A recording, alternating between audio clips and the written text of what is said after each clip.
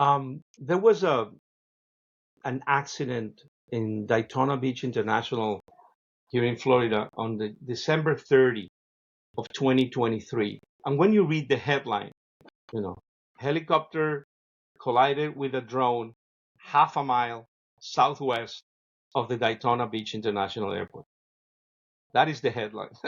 So immediately all the assumptions come into play. First, the helicopter was operating from the airport, right? Helicopters, airports, they go together, like you said before. The drone was doing something wrong, because what is a drone doing so close to an airport, an international airport? So when I look at the headline, I arrived at all the conclusions. And a few days later, the pilot of the drone came to me for advice how to deal with the FAA. And when I start finding out about the details of the accident, I said, "Oh my God, how wrong was I?"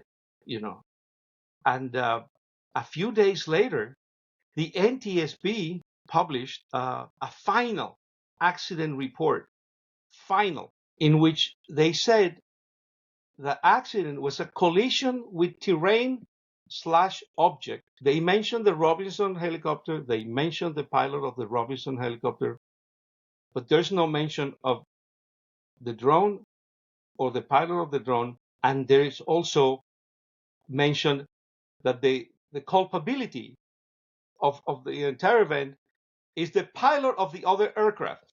And I look at the report, I said, this is completely wrong.